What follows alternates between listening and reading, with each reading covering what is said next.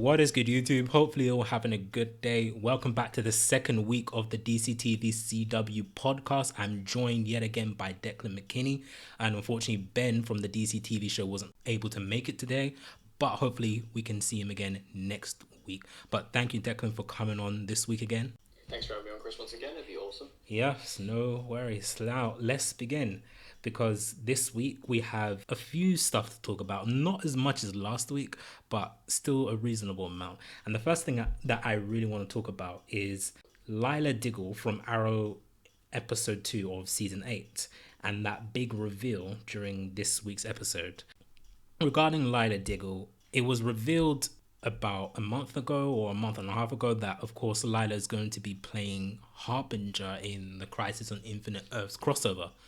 But we didn't know what version of Lyla this was going to be. We didn't know if it was going to be an Earth 1 version or an alternate reality version. We didn't know. I always had the assumption that it was going to be Earth 1 Lyla.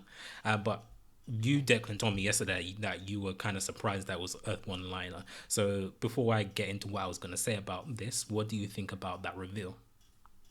Yeah, it shocked me. I thought I was pretty adamant that it was going to be an alternate Earth Lyla. I didn't know what Earth, but it was going to be, another Earth Lyla. Kind of similar because I have a feeling that obviously Tom Cavanaugh is obviously going to be playing Pariah in the crossover, and I think that version of Wells, or Pariah, or whatever you want to call him, that's obviously going to be an alternate Earth Wells. I mean, I think there is a possibility that the new Wells we got introduced in The Flash this week, Nash Wells, could be Pariah.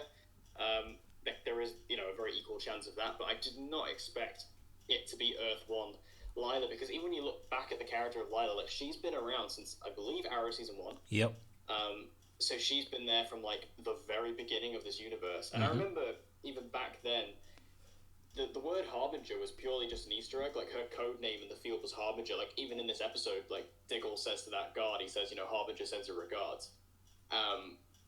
Like, Harbinger was always, like, an Easter egg, essentially. So I never expected, like, this version of Lyla to be the Harbinger we're going to see in Crisis. My big question coming out of it is, what has she been working for the Monitor, like, ever since the beginning? Has that always been what she's been doing? Because the way she talks about Diggle is almost like she was set up. At least that's how it came across to me. Like, she does care about him, but, like, she's like, it's almost like that was her place, like that was her thing to do, was to be with Diggle. I don't know. Maybe I interpreted that the wrong way, who knows? But I never expected it to be Earth 1 Lyla. Like, I really didn't see that coming. I know there were theories and speculation about it, but for me personally, I was always very focused on it being just like another Earth. So to see Earth 1 Lyla just kind of meet with the Monitor at the end of the episode, it definitely caught me off guard. My take on this is that I always had the feeling that it was Earth 1 Lyla, so I wasn't as surprised when the reveal came, because I always had that feeling in my gut that, yeah, the Harbinger that we're going to see in Crisis is Earth 1 Lyla, because it kind of makes sense, because it's the Lyla that we've known. What's the point of introducing another version of Lyla when there's already so much going on in the Crisis crossover already, if you know what I mean? So, yeah, so that's why I had a feeling that it was Earth 1 Lyla. And regarding your question about has she been Harbinger this whole time, I think yes, she has, because remember in the line of dialogue where Lyla was talking to Laurel when her team in the military or something like that, when they all died, and then she said she prayed to any god to hear her, and then Laurel asked her did it work, and then she kind of hinted at her being in relation with the Monitor by saying not exactly, and when she said that, I kind of got the idea that when I heard that line, I raised an eyebrow. Yeah. I was like, Yeah, so yeah, that was another hint, and yeah, so once she said that, it was pretty obvious, that she's indeed the Harbinger that's going to be in Crisis. And speaking of Harbinger in Crisis, have you read the Crisis comic? I think we talked about this last week. I can't remember what you said. No, I haven't, but I do know Harbinger's role within the comics. I know what she's about. Yeah. Or is it he in the comics? It's a she. It's Lyla. It's Lyla. That's her name. Oh yeah, that's right. Yeah, it is Lyla. Yeah. Yeah. I haven't read it myself, but I know Harbinger's role in the comics, in the sense that she goes around the multiverse, basically recruiting heroes to fight in Crisis. Yeah. Right? Yeah. She also has a deeper role, which we'll get to in a minute.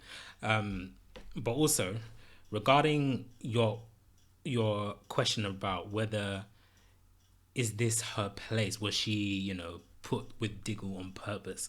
I think you know what is that one's kind of hard to answer. But if we're just guessing, I'm gonna say no, because she said she was in the military already. She was already human, and then the accident happened with her whole squad and whatever. And then she said she prayed to the gods, and then let's assume that Monitor came and answered her. So she was human this whole time. So she's not like an alien or anything. Well, she kind of is now. Well, half alien. Is she an alien? Do you think? See, that's what I was about to say. I was like, is she an alien? I would say okay. Maybe she's fully alien, fully human. Let's just say that fully. She's half and half. But then that means that that means that JJ is half alien. That's true. I don't know. It's a tough one. It's a tough one. I don't think the writers wanted us to go this deep into it. Yeah, probably not. Probably not. But anyway, I think no, that she wasn't put with Diggle on purpose. I think that was just her human side falling in love with Diggle. Because remember in one of the earlier seasons of Arrow, they weren't together. They had a falling out or something like that. They were separated. Yeah, they had a divorce. Yeah, Yeah. So if she was meant to be, if she was assigned to be with Diggle, then maybe she wouldn't have divorced Diggle in the yeah, first place. Yeah. So I would say no in regards to yeah. your But her question. reaction when the monitor brought it up was very genuine. Like it seemed, she was like, but John would be there, kind of thing. Like she said she sounded very concerned. So yeah, I guess that's a good point. Yeah. Well, she said yeah maybe because she said that obviously because she loves him obviously. Yeah. Yeah. But anyway, regarding Harbinger in the comics now. Okay, so do you want to know what happens in the comics before I say this? Yeah, go for it. I'm fine. Okay, cool. So, spoilers, by the way, for those of you who haven't read the Crisis comics, because this could potentially happen in the Crisis, crossover. In the comics, like you said, Declan, Harbinger was assigned to recruit heroes from across the multiverse by the Monitor. But what the Monitor, well, I think he knew, he kind of anticipated this will happen, I can't remember. But what essentially happened was that the anti monitor, I said anti monitor, the anti monitor, I think he managed to get control of Harbinger somehow. And then he assigned Harbinger to kill the monitor, essentially. And that's what she does. She ends up killing the monitor in the Crisis comic. I think that is probably what's going to happen in the show, in the crossover. Anti Monitor is somehow going to gain control over Lyla, and then she's going to turn on all the heroes. She's going to turn on the Anti Monitor. She's going to kill the Anti Monitor, I think, because I don't really see the Anti Monitor surviving this past Crisis. I don't really see. No. Yeah. So I feel like if the Monitor is going to die, it's going to be at the hands of Lyla. And we're going to see that relationship develop further, whether in the future episodes of Arrow or in the actual crossover itself. I'm willing to bet we're going to see it develop in the crossover because it's actual Crisis.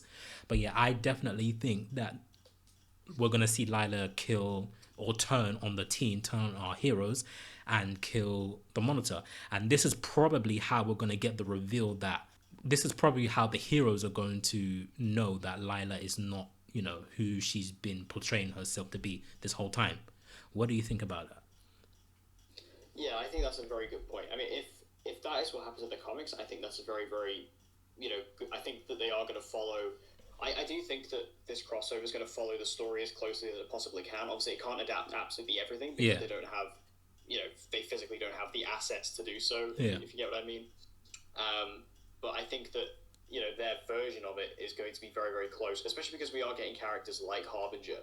Like, who would have guessed that back in Arrow Season 1, Lila Michaels would actually turn out to be Harbinger someday in the future?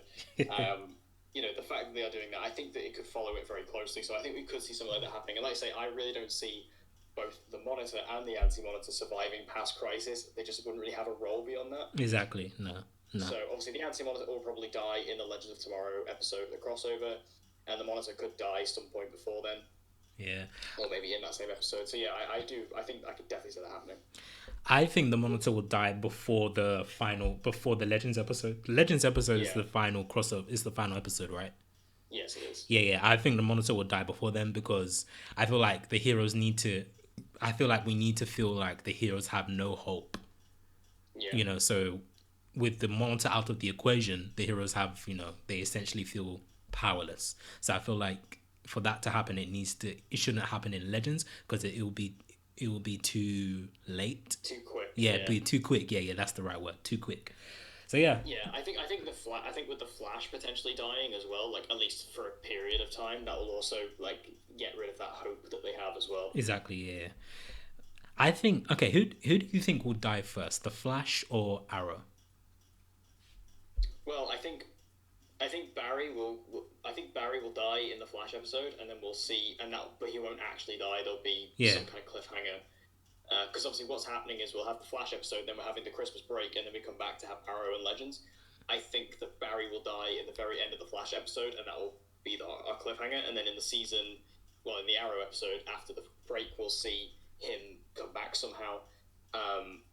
Somehow they'll change the future because let's be honest, Barry's not going to die. yeah, And then Oliver, I think, will die.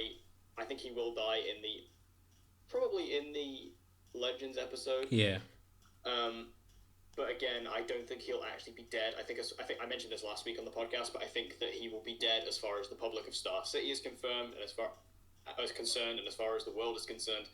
But he will be in. I believe in the comics it's called the Dream Dimension. Is that right? the Dream There's Dimension. maybe not the Dream Dimension, but there's some kind of dimension that's brought in the comics where characters go to, and it's kind of like a heavenly kind of place where it's essentially a reward. I think that's where Oliver's going to go. I think he's going to go to this place, and we might see, like, this is where this final episode's going to be of Arrow, like the series finale is going to take place in this heavenly dimension, and we're going to see all these characters coming back. Like, this is a dimension where, like, everyone is alive. Everyone throughout the episode will see people like Tommy, the original Laurel, his mum, his dad, everyone will be there. And then that will finally link up with the flash forwards. This is where the flash forwards will tie in and come together. Yeah, And we'll see Felicity as well. Future Felicity go there, and we'll see him and Felicity reunite. Yeah, I agree with that. I'm not sure what the dimension's called, but yeah, I agree that Oliver's not going to die. He's going to go to this place where on Earth people think he's dead, but he's this at someplace else that's not reachable for humans. So yeah, that's what Actually, hang on. Wait a minute. Yeah. So we were just talking about if the Monitor's going to die. The Monitor's in the flash forwards at the end of season 7. He's alive in the future. The Monitor. That's true. But the Monitor can time travel. That is true. So, That is true. exactly, the Monitor can time travel. So I think the Monitor that we're gonna see is gonna die. But the Monitor that, that's in the flash forward, he's a time traveler. Yeah, that's true. So yeah, the Monitor can still die. But yeah. Anyway, so let's talk about the episode of Arrow as a whole. What did you think about the episode Arrow as a whole? I thought it was really fun. I liked how it was very reliant on season 3.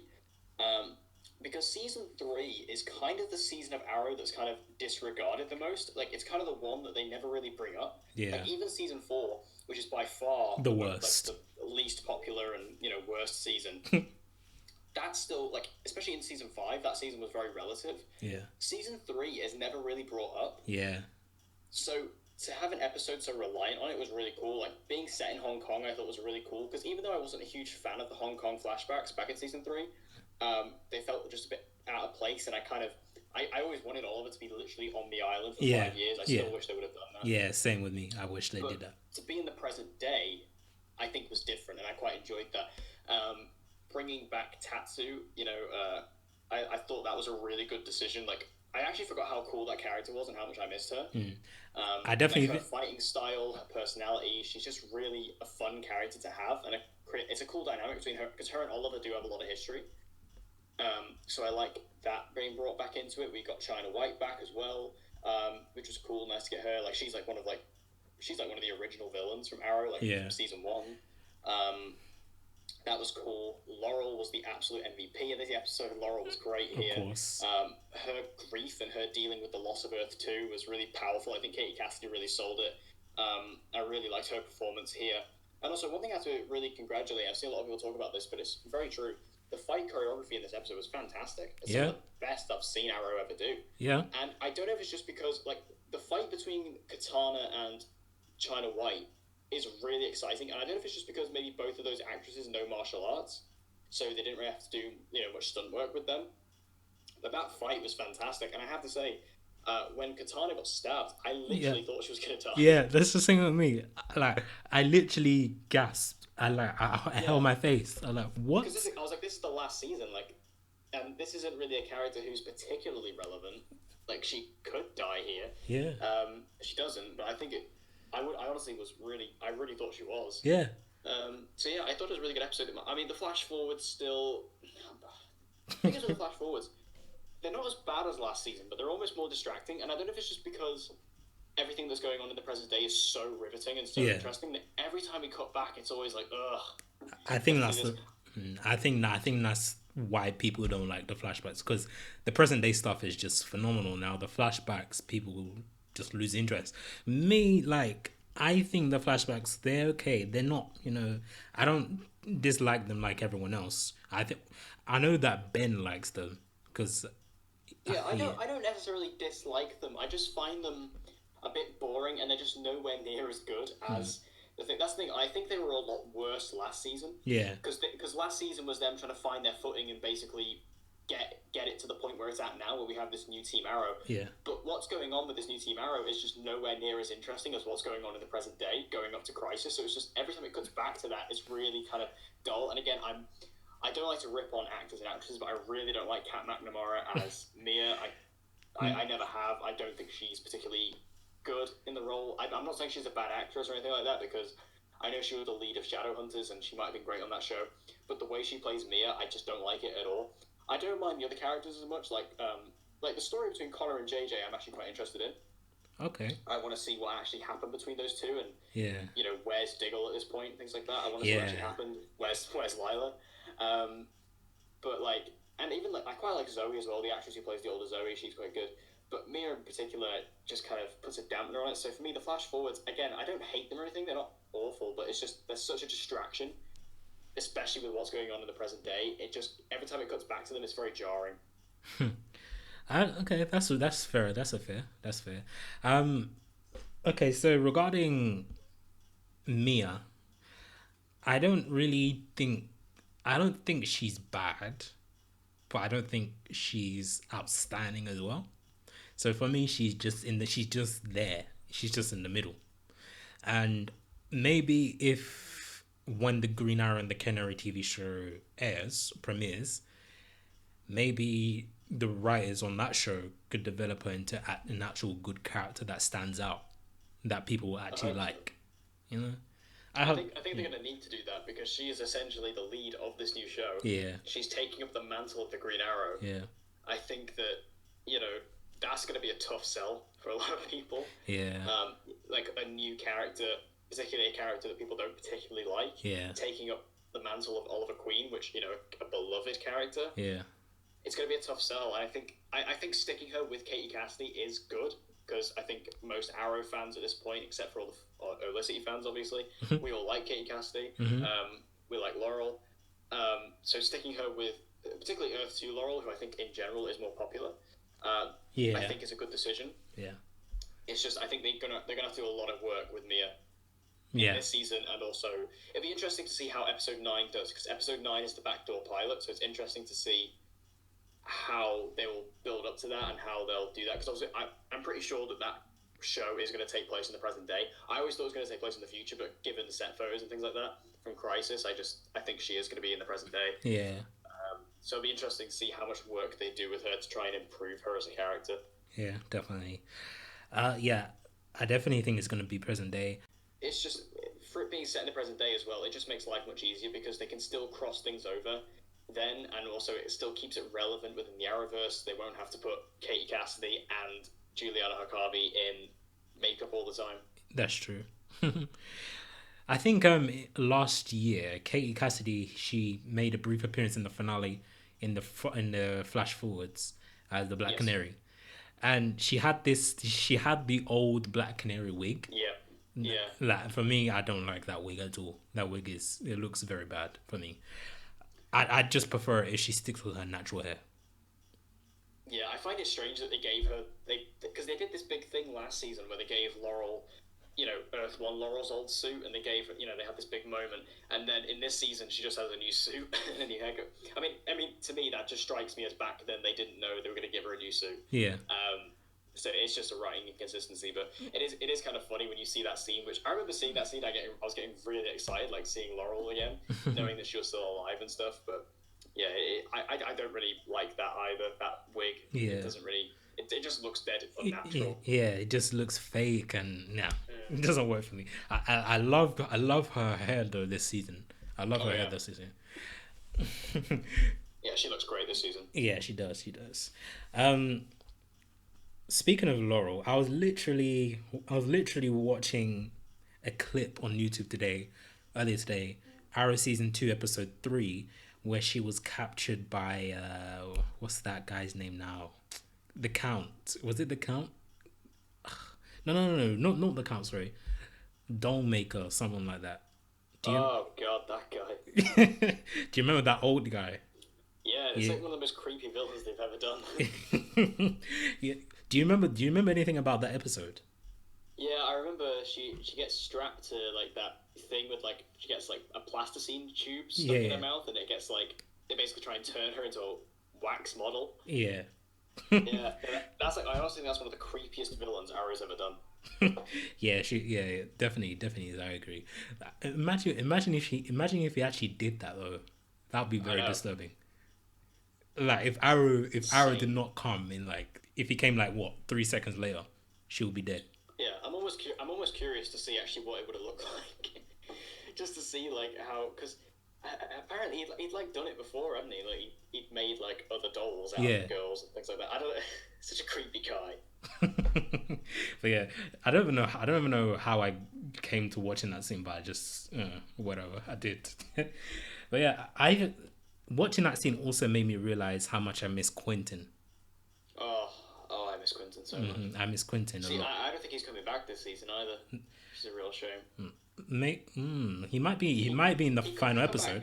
He could for the last episode, but I think that he hasn't been on set at all this season yet, and I'm wondering if it's just because his death was kind of recent, as far as Arrow goes. Like he died right at the end of season 6, so I'm wondering if that's like people are like, oh, people saw him quite recently. It's not like it because when they bring back people like Tommy and Moira, like they're people who died like ages ago. Yeah.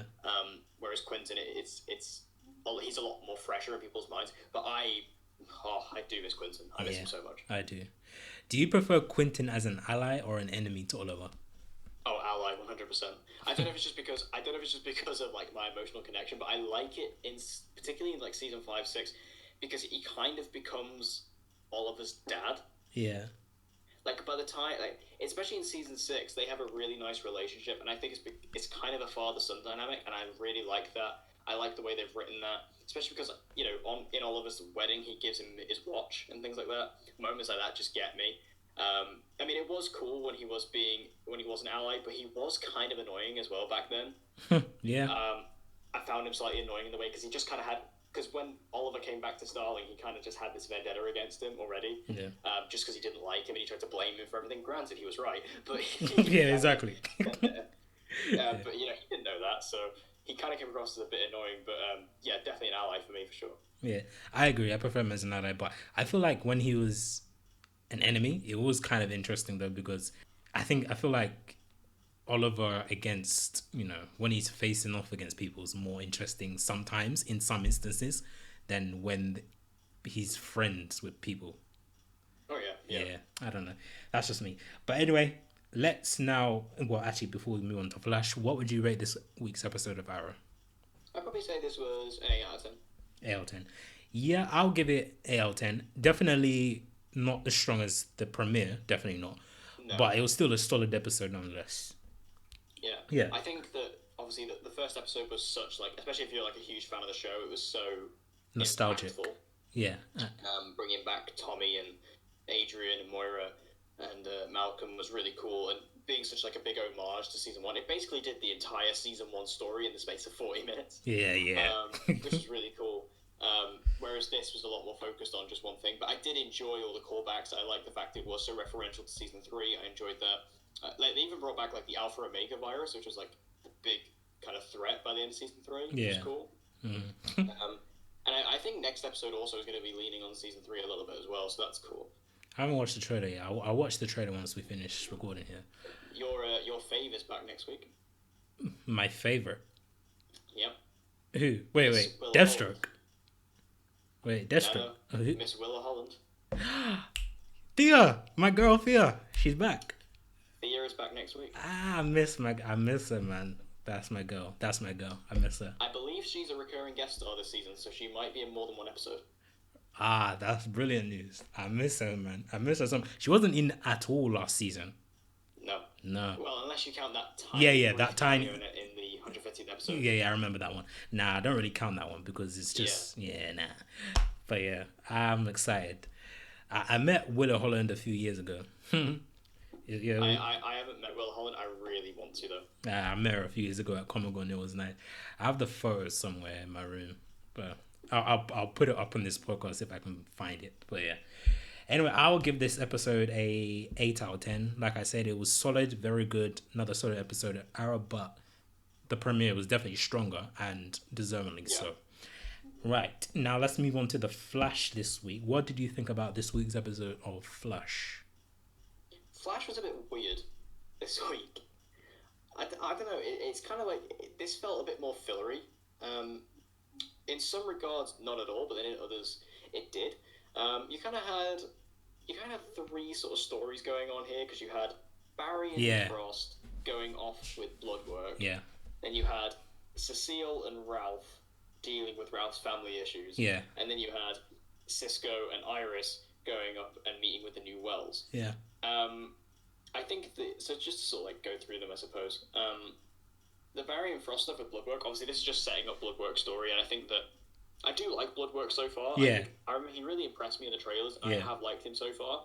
I like the fact that what I really like about it is that they're actually giving him like actual FaceTime with Barry, because that was my biggest problem with Cicada last season, is that him and Barry never had a personal connection whatsoever. Because Cicada just showed up and it was always just him and the Flash. It wasn't Alden and Barry, it was always the Flash and Cicada, and there was never any personal connection going on there. So when they were fighting, there was never any like actual emotional them. stakes, especially in comparison to like the Thinker in season 4, where granted the Thinker wasn't the best villain, but there was a lot of personal connection between him and Barry, and their chemistry was really good. And I feel like they're going to try and bring that back with Bloodwork. I like the personal connection there. Also giving, they're really focusing on Killer Frost a lot this season, like truly focusing on her, which is nice. Trying to give her a life. And it's interesting what they're doing with her. And then the Ralph stuff was kind of weird. Like, I remember them saying that they were going to focus on Ralph's family this season, which I remember I was being excited about because I do like Ralph a lot and I want them to focus on him. But it just felt a bit...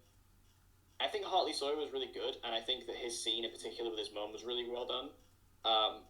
But it just felt a bit fillery for me, that particular storyline. I get what you mean.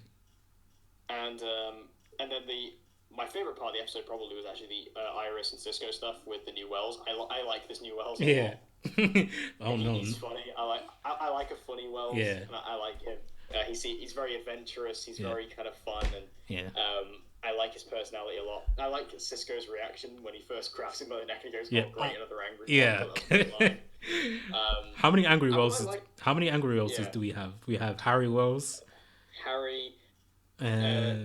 which I guess Sherlock kind of. Sure. But I think it's cool that was a good line. What I really like about this episode, and this is kind of like demonstrative of the season as a whole, is that Eric Wallace is this new showrunner who I have the utmost respect for. Like, he's pairing up these characters that we never see together. Yeah, that's true. It's always Barry and Iris. It's always Cisco and Caitlin. It's always Ralph and whoever else is left. So, like, That's literally what it was last season and the season before. Mm-hmm. What I like about it, I mean, this is like such a weird, like Iris and Cisco. Where, like you Yeah, never we've see that, never and then seen that before. Barry and Killer Frost, never see that. Ralph and Cecile, such a bizarre pairing. Yeah. Like he's just making characters interact that you never really see interact, Mm-hmm. and I really like that. It's just because it feels fresher. It feels more dynamic. It Yeah. feels more interesting to watch because it's just not the same stuff being turned out. You Yeah. get to see more interaction, and I really like that from Eric Wallace. I think he's doing a great job this season. I agree. Regarding what you were saying about the three stories in one episode feeling like filler, I think that's better. Because if you think about it, if this was last season, they would have devoted one episode to each of these storylines. Yeah, and by the way, when I said it was filler, I mean only really like the. It kind of felt like filler overall in the sense that I feel like this episode wasn't too important to the overall story. It's because I'm so in the mindset now of Arrow and there being 10 episodes, and Arrow's so tight this season. I forget that Flash is still like 22. Yeah. So we're going to get episodes like this, but it was only really the Ralph stuff that was actually filler. Really, that's all it really was. And even then, it's not even massive filler because it's still giving Ralph a lot of development, which he kind of desperately needs. Yeah, exactly. I agree. I 100% agree. With me, this is like Arrow this week. This is my least favorite episode of the season so far, but it was still a strong, solid episode nonetheless for me. Yeah. So, like this season, the Flash and Arrow have been, in my opinion, superb.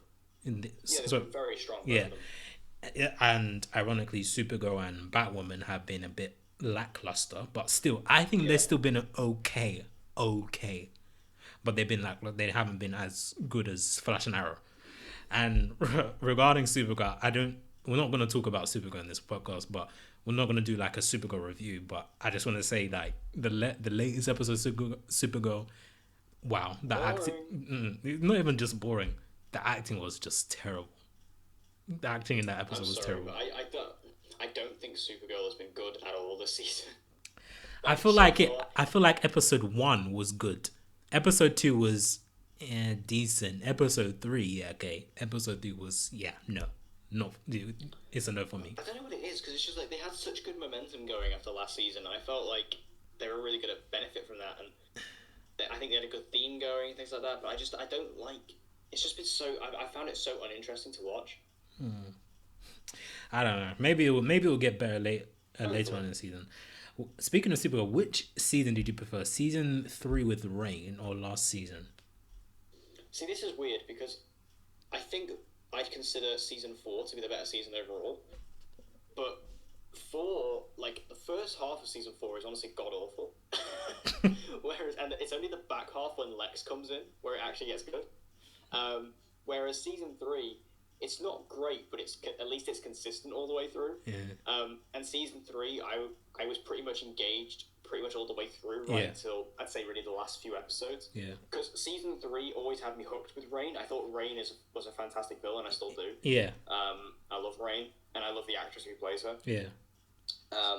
So yeah, I'd say I think season 4 is the better season overall, but I think season 3 was more consistent, if that makes sense. Makes sense, but I would disagree. I would say season 3 was better, but the back half of season 4, like you said, was very, very good with the Lex stuff. That's when season 4 took off for me. The beginning of season 4, it was honestly terrible. It was okay with the Manchester Black stuff, but nah. See, that's the thing. Season 4 had like so many good ideas, especially because I think Manchester Black and the Elite were honestly great. Yeah. I loved that storyline.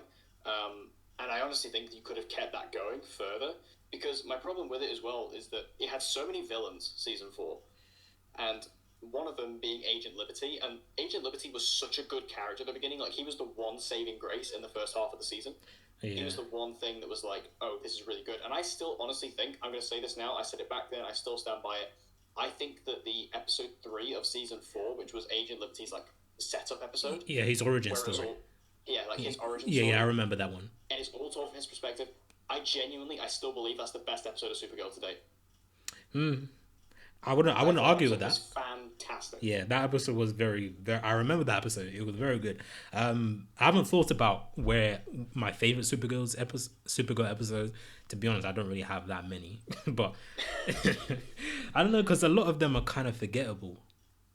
Yeah. Like I can't. Like for me, I think the episode I had before that was the mid-season finale of season 3, where it was that Rain versus Oh Supergirl yeah, fight. oh yeah. I love. It's the one fight scene in the history of Supergirl that I actually believed.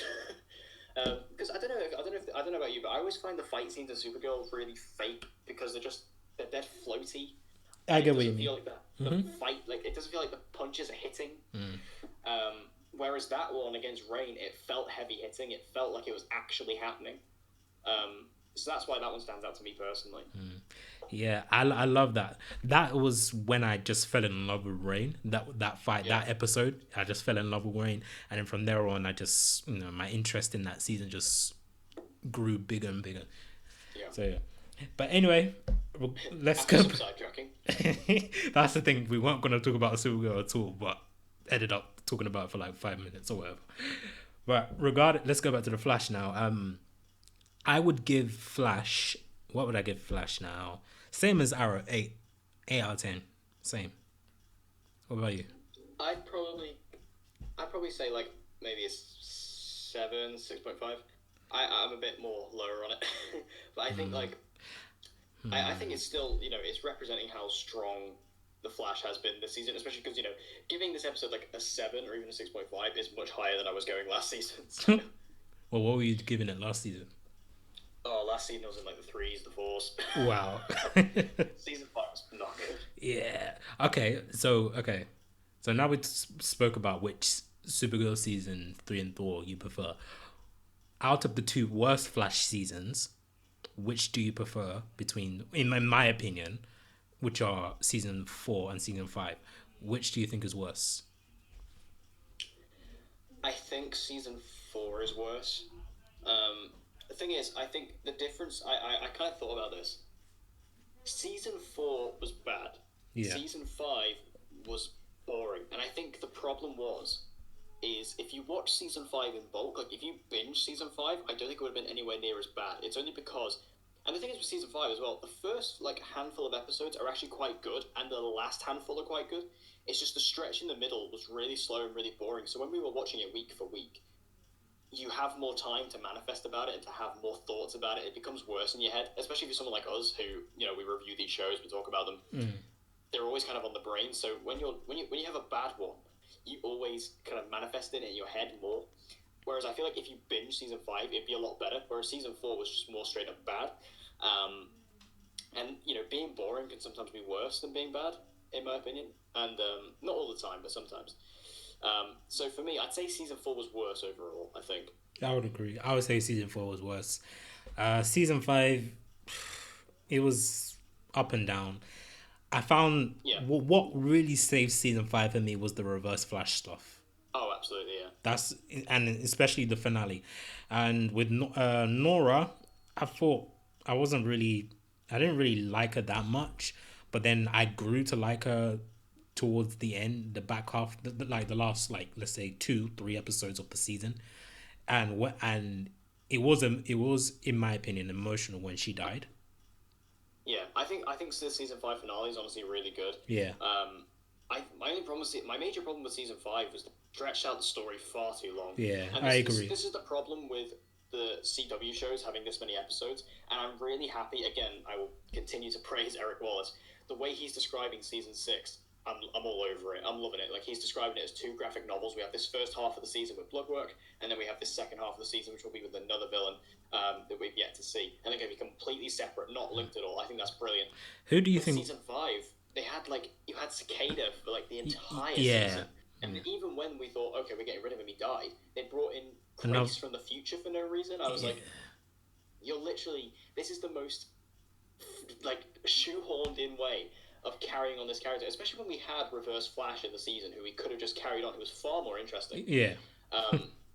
I get that Reverse Flash's plan was all about, destroying the dagger and all that, which I thought was very clever, actually. I thought that was very good writing. It just felt so monotonous to keep, and it just kept annoying me every time Cicada would just fly off. Yeah, I remember one episode. I need to stop. Let me just say this one thing, and then because I can go on about this for a long time, but let me just say this one thing. There was one episode there where they had him knocked out, and they Oh, that's could great. have put a metahuman cuff on him, but they stood there and had a conversation. I'm like, cuff the guy, like stop chatting and That was cuff. the episode that that was literally the episode that finished me off with Cicada. Because I was literally because I knew exactly what it was. Season 5, episode 11. It was the one where he broke Nora's back, and or like he did it like the episode before or something. And Barry was just like filled with rage, Yes, and he was like yeah. going after him. And he literally, like you said, he had him there. He had him, and then literally, I think Nora ran in and was like, "No, Dad, don't kill him." And then they start having like a chat, and then he Yeah, turns around, he's gone. I'm like, "Oh, you absolute idiots. imbeciles!" ah, I was literally screaming at the TV. I was like, "What are you doing?" I don't blame you because they'll just Like, you clowns. literally have a person stood next to you who can freeze him in an ice block. Exactly. I don't get it. I don't like that one guy. I don't. Fair enough, he can dampen their powers, but I don't think a whole team should be able to struggle against him. No, No, I don't think not at all. I'm not being funny as well. I always thought this when watching the season. He should have just called Oliver to take him down. Yeah, Because, I mean, Oliver would be able to fight him. exactly. He doesn't have any powers, so he'd be weakened. Exactly. But then again, I guess you could argue that with anything. Like, literally every season of Arrow is just, why doesn't Oliver call Barry? Yeah, that's true. Well, technically, that he did in season 3, Yes, he did, yeah. but then again, Barry didn't really help because he said he had a conversation with Wells to attend to. Yeah. So a conversation with Wells is more important than the fate of the entire city. Apparently so. Oh well, let's just roll with it. But yeah, anyway, I think that wraps up this week's DCTV CW podcast. Wait, did I give my rating for The Flash? Yes, you did. I think you said 8.5. No. Oh yeah, eight. I think I'll probably drop it down to 7.5. So, anywhere between 7.5 and 8, one of those two. I don't know, but yeah. Anyway, what did you guys think of this week's episode of Flash and Arrow? And how do you feel about the twist that we spoke about earlier at the start of this podcast regarding Lyla and Harbinger? Sound off in the comments down below. Let me know your thoughts. And hopefully we'll be able to return it next week with another DCTV podcast with Ben. I will try and get more people on. I'm not making any promise. I don't know. We'll see. We'll see who can do it or not. But yeah, hopefully Declan, you can come on next week again. Yeah. So if you like this video, give this video a big thumbs up. Share this video with your friends. Subscribe to the channel if you're new, and also subscribe to Declan's channel, DC Central. I'll leave his link in the description. And I'll see you guys later for more podcast videos.